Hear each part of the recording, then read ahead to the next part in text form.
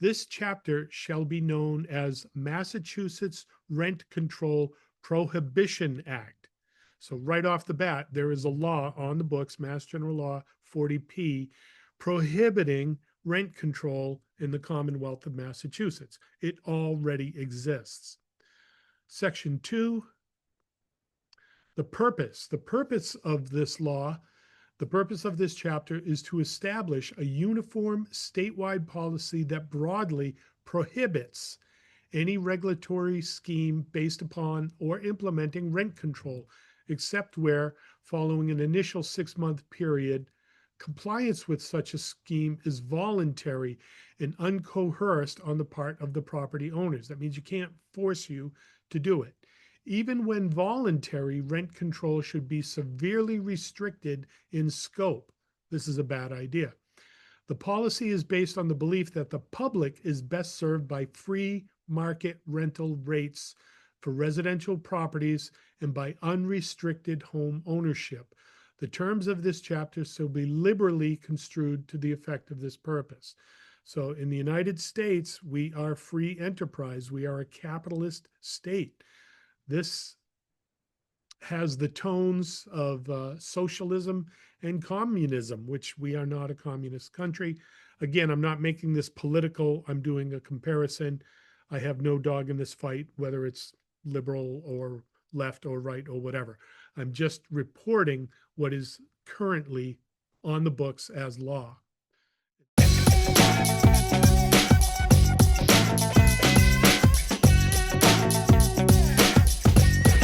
Hey, what's up, all of my real estate peeps? This is Brian Lucier with another episode of the Why Not Real Estate Podcast Golden Nugget, where we will take a tip, tactic, or technique and present it to you, our audience, so you can use it as part of your tool belt as a real estate investor, entrepreneur, landlord, property manager. And today we've got a bit of a hot button that I want to get through, and I'm going to break it down into 3 parts. This is about rent control. There is a petition going around the state of Massachusetts right now to make rent control law, which will prohibit landlords from raising rent. And I'll let you do a Google search on some of that. I won't unpack all of that now, but there's 3 things I want to get through. First is Mass General Law 40P. There's actually a law on the books in Massachusetts right now prohibiting rent control, and we're going to start there. And then the second, I've got all this up on my screen, so I'll be reading these to you.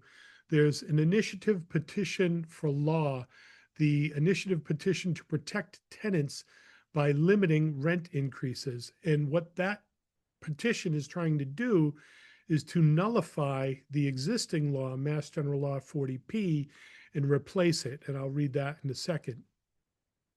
And then the third thing I want to review is the compounding interest if this does go through, the compounding rent, if you're only allowed to do what they are suggesting is the federal government's Consumer Price Index, the CPI, or 5%, whichever is lower. So if this rent control goes into place, the government, the state, is going to dictate to landlords that you can only raise your rent either the CPI, which currently right now, July, I'm shooting this in September. In July, it was 2.7%, which means annually you could only do a 2.7% increase, or 5%, whichever is lower. Obviously, it's going to be the 2.7%. So let's start to unpack all this. And first, let's read the law that is currently on the books. And I'm going to read it to you right off the masslegislator.gov website. This is verbatim what it says.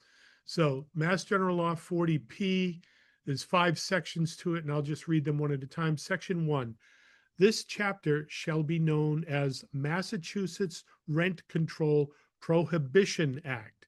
So right off the bat, there is a law on the books, Mass General Law 40P, prohibiting rent control in the Commonwealth of Massachusetts. It already exists. Section 2, The purpose of this law, the purpose of this chapter is to establish a uniform statewide policy that broadly prohibits any regulatory scheme based upon or implementing rent control, except where, following an initial 6-month period, compliance with such a scheme is voluntary and uncoerced on the part of the property owners. That means you can't force you to do it. Even when voluntary, rent control should be severely restricted in scope. This is a bad idea. The policy is based on the belief that the public is best served by free market rental rates for residential properties and by unrestricted home ownership. The terms of this chapter shall be liberally construed to the effect of this purpose. So in the United States, we are free enterprise. We are a capitalist state. This has the tones of socialism and communism, which we are not a communist country. Again, I'm not making this political. I'm doing a comparison. I have no dog in this fight, whether it's liberal or left or right or whatever. I'm just reporting what is currently on the books as law. And that's what it says. Section 2 or Section 3, the definition of rent control. For purposes of this chapter, the words rent control shall mean A, any regulation that in any way requires below market rents for residential properties, and B, any regulation that is part of a regulatory scheme of rent control as defined in Clause A, including the regulation of occupancy, services, evictions, condominium conversions, and the removal of properties from such rent control scheme, except that C, the definition does not include the regulation of or agreements affecting publicly owned housing, publicly subsidized housing, federally assisted housing, or mobile homes. Okay, so if this is Section 8 or HUD or housing owned by the state, publicly owned, there's a loophole for that. And then Section 4, all right, this one's a little bit longer. The general prohibition exception. Section 4, no city or town in the Commonwealth of Massachusetts may enact, maintain, or enforce rent control of any kind, except that any city or town that accepts this chapter may adopt rent control regulation that provides a 6 month from the date of the initial adoption of rent control regulation by a particular city or town, compliance on the part of property owners, we need to agree to it, to the rent control regulation or any subsequent adopted rent control regulation shall be entirely voluntarily and uncoerced, means you can't force you to do it, and the property of such a person or entity declining to have his or its property subject to such regulation shall be wholly unaffected by any aspect of the rent control regulation or any subsequent adopted rent control or regulation. Then B, such regulation may not include the regulation of occupancy, services, evictions, condominium conversions, or the removal of properties from such regulation, nor may such regulation apply to any rental unit that is owned by a person or entity owning less than 10 rental units or has a fair market rent exceeding $400. So if you own 10 or less, you should be exempt from this. And then C, the final section for the prohibition exceptions. A municipality adopting such regulation shall compensate owners of rent control units. Means if they enforce rent control, they have to pay you the difference. The municipality, the city or town, for each unit in the amount of the difference between the unit's fair market rent value and the unit's below market rent controlled rent, with such compensation from the municipality's general funds, so that the cost of any rent control shall be borne by all taxpayers of a municipality, not only by the owners of the regulated units only. So that's some pretty strong language in this law. And then finally, the fifth section, because rent control is a matter of statewide concern, this chapter shall preempt, supersede, or nullify any inconsistent, contrary, or conflicting state or local law. So there it is. It's on the books, Mass General Law 40P. Rent control, if even adopted, is voluntary. And if you own less than 10 units and you're under market rent, the municipality that is enforcing or adapting to rent control has to pay the difference to the property owner. That's probably not going to happen, but we do have protection right now in the state under 40P Mass General Law. So what is going on? What's going on here? One of the board members, Tina Landry, shout out to Tina, thank you. I do read your emails. She sent out the MAR, the Massachusetts Association of REALTORS. They have a petition right now to nullify what's going on. And they have created, let's see, on September 3rd, 2025, over Massachusetts Association of Realtors legal objection, Mass General Law 40P, Massachusetts Attorney General Andrea Campbell certified the initiative petition on rent control. So Attorney General's breaking the law. I don't think she's supposed to be doing that. And has she broken the law yet? No, but there's a law in the books. So let me retract that a little bit. Is she breaking the law? No, she's using the legal system to wipe out an existing law and replace it with this petition. So there's some information here on the petition. And again, if you go to the massrealtor.com articles and do a search for rent control ballot, you'll be able to read that whole email. But I'm going to jump ahead and read you the petition and what this is actually, what they're trying to have done here. So let me open this up. Okay, here we go. Let's read this to you. This is the petition that they're trying to get, what is it, 1,200 signatures on to put this in the ballot for January. Let me see if I can just get this. Actually, let's see. Rent control supporters have now until November 19th to collect just under 75,000 certified signatures. So if in 2 months, 3 months, they collect 75,000, then this can be submitted as part of the ballot to be voted on.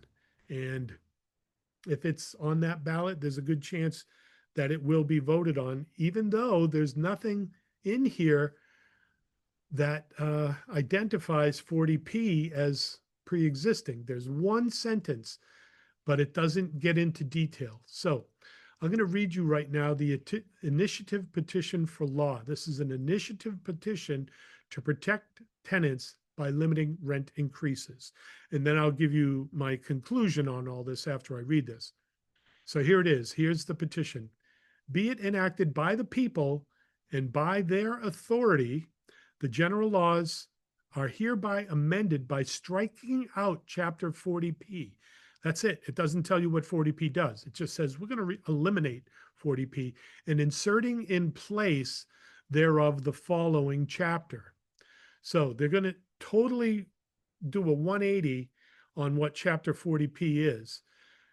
Chapter 40P was prohibition against rent control. Now they want to change it to limiting rent increases. So here it is, Section 1, the purpose. And the sections are, the 5 sections, I'll read them so you can see the opposing view.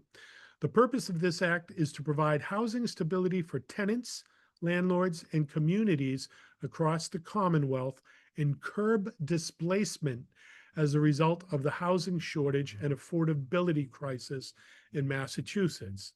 So the unintended consequence here is that if they enact rent control, that's going to be some rainbow that opens up the sky and the sun comes out that will keep people from being displaced from homes.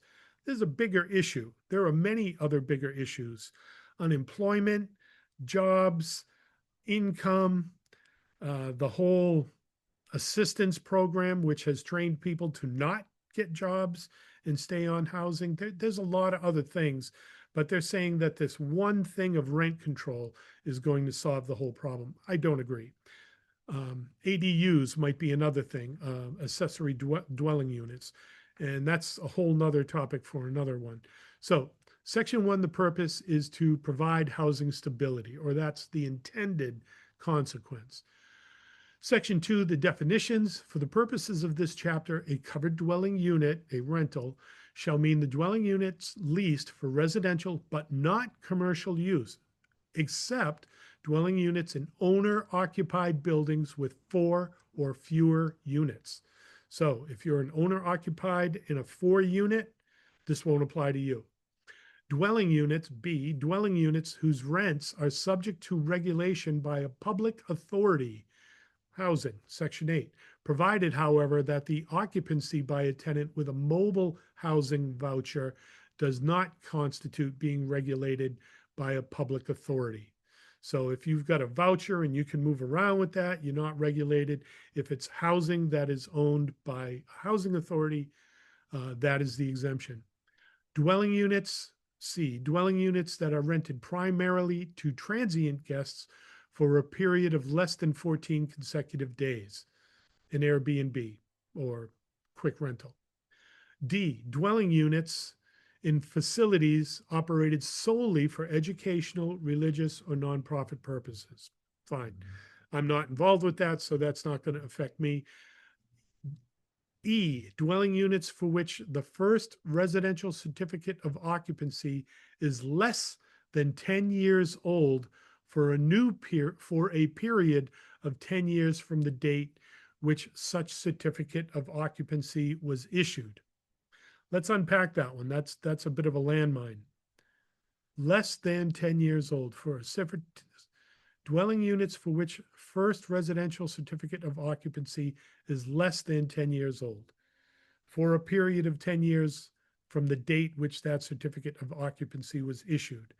So if you've got rental history longer than 10 years, you are not exempt. This is part of it. Section 3, the rent increase limits. This shall establish a limit on any annual rent increase for a covered dwelling unit in the Commonwealth, which shall not exceed the annual increase in the Consumer Price Index, and we've already identified that. It's 2.7%, or 5%, which is ever lower. So if this goes into effect, they're telling you that whatever the federal government consumer price index, and you can look that up online, that is the maximum amount of percentage increase you can do on your rentals, that or 5%, whichever is lower, in any 12-month period. That means you won't be able to raise the rent more than once every 12 months. This limit shall apply whether or not there is a change in the tenancy during the relevant 12-month period. So even if somebody moves out, I mean, typically a landlord will have a low rent, someone will move out, and then they'll jack it up to market rent. This is going to prohibit that and say that right now you can only go up 2.7% higher than the previous occupant. That was Section 3, continued on the next page of this petition. For the purposes of this chapter, the rent amount in place on January 31st, 2026 shall serve as the base rent upon which any annual rent increases shall be applied. So people, September, October, November, December, you've got 4 months to get your properties up to market rent, or whatever happens, 5 months, January, whatever happens at the end of January 31st, whatever your rents are, become your baseline if this is voted into law. So I know a lot of landlords who say, well, I like to stay under market rent, so I always have an occupancy. Well, you are going to lose your freedoms and opportunity to even get to market rent if this law passes and replaces 40P. I've been on the soapbox for years screaming to landlords, get your rents at market rent. And now if this happens, it'll be too late. You've got 4.5 months to take action. And if you're locked up in a lease, you're locked up in a lease. Let's continue. If a covered dwelling unit is vacant on the date of adoption, the last rent amount charged shall serve as the base rent. So if your unit is vacant on January 31st, 2026, whatever the previous rent you were collecting becomes the baseline, period. Okay? So if this thing was vacant for 10 years and you used to get $800 a month, your baseline is going to be $800 a month, and you're only going to be able to go up 2.7%. Let that sink in. That's scary. Okay? And again, if there was no previous rent amount, or if no rent has been charged for at least the previous 5 years, not 10 years, 5 years, for a covered dwelling unit, the rent amount the owner first charges the following date of adoption shall serve as the base rent. So let me correct that. If it has been vacant for 5 years, not collecting rent, then whatever you post it for rent at January 31st, 2026 will be the base rent. And I would have an attorney take a look at that to verify that. I'm not an attorney. I cannot give you legal advice. I don't play an attorney on TV. Finally, last chapter here. Where dwelling units are exempt, a notice of exemption must be provided with the lease for all tenancies. So if you're exempt, you need to provide a written notice with the lease.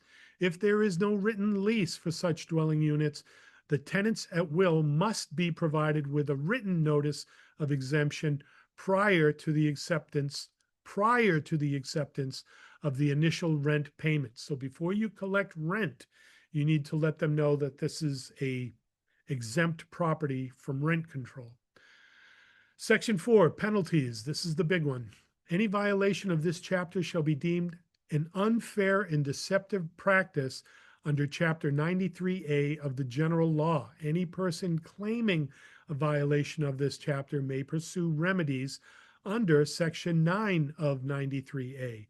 The Attorney General is hereby authorized to bring an action under Section 4 of 93A to enforce this provision and to obtain restitution, civil penalties, injunction relief, and any other relief awarded pursuant to said Chapter 93A.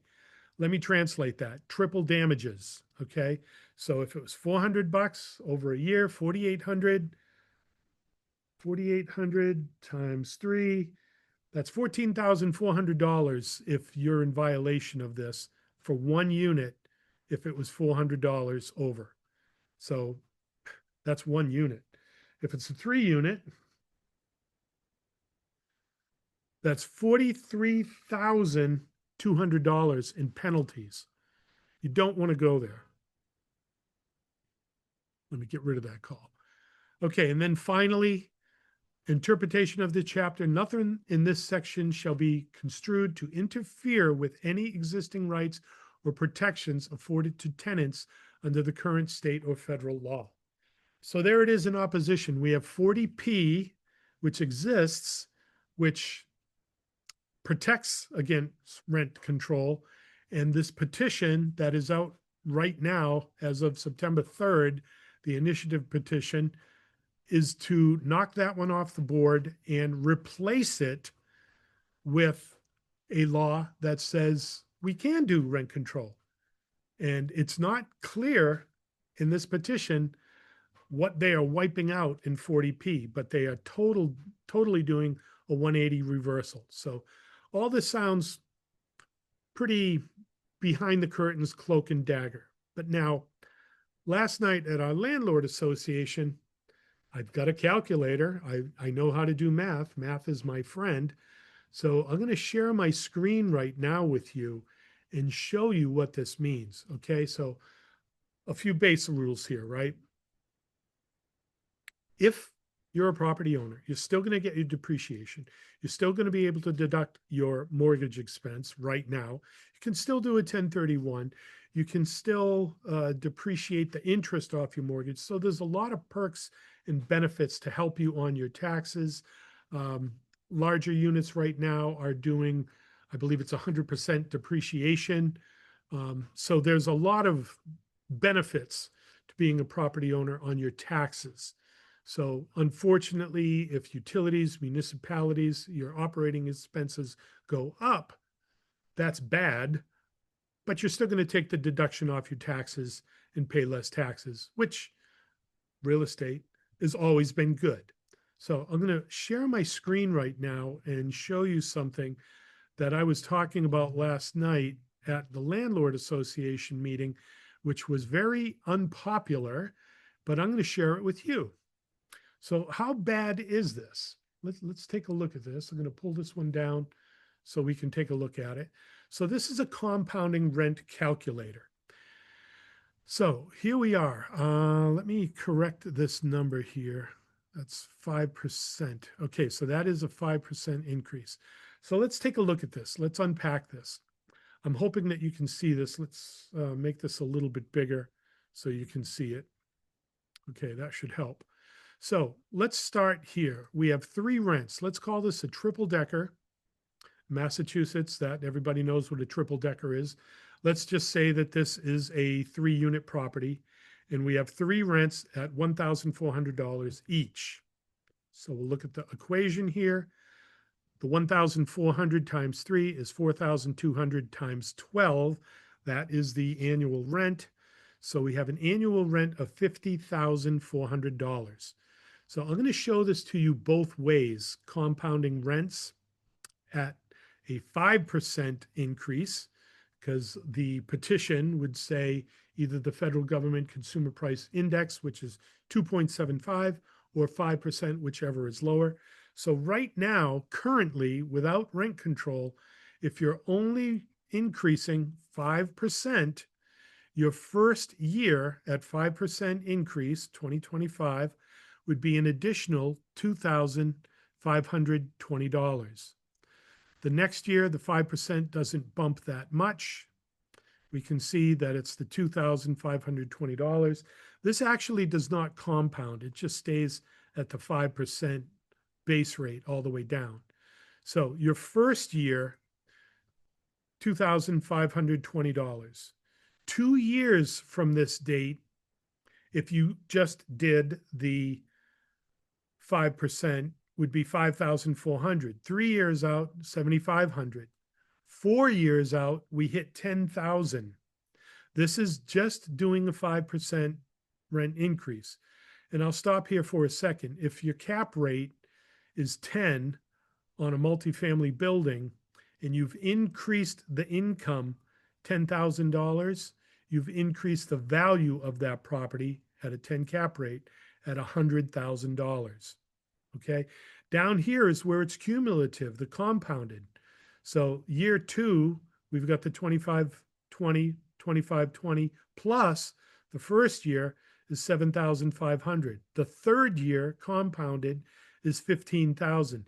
And I'm not going to walk you through the entire scenario here, but we can look at this at 5-year, 37, at 7-year, $70,000. We've increased the value of the property $700,000, believe it or not. And if we blow this out to 10 years, even if it is rent control, or even if it's not rent control and we're only doing 5%, we've increased the rent income $138,600.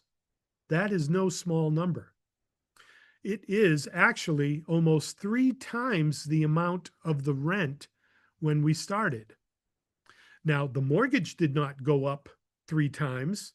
So the margin in between the mortgage that you pay and the income you receive is substantial. But again, if inflation has done its thing, 3% on all your other increases for expenses, utilities, taxes, even if it went up more than that, you're still at $138,600 for 5%. This is not horrible.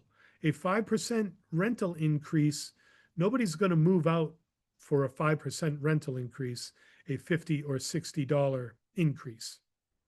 Okay, so that is a very reasonable, on my estimation, of what 5% looks like. Now, I've got another page here where I've put in the actual number for the federal government's consumer price index of 2.7. So same scenario, the increase is not as much. Second year, it goes up to 2,700. By the fourth year, it's 5,000, almost 700. Here, it takes 7 years to hit that $10,000 mark. But by the 10th year, we have an extra $80,000 by doing only 2.7%. So that, for me, is not horrible. If you are at market rents now, great.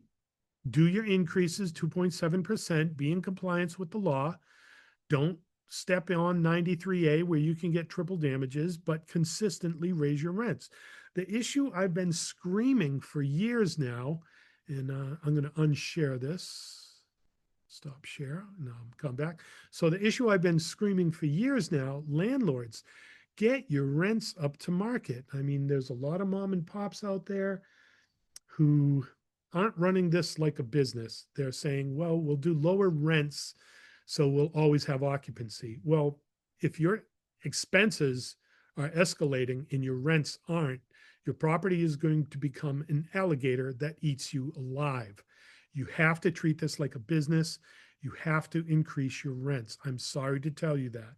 Now, in different market cycles, sometimes rents go down, which even more the reason why you should be at market rent now, because if you have to go down in rent to stay occupied, that gives you a little bit of margin on the bone here. So let's recap this.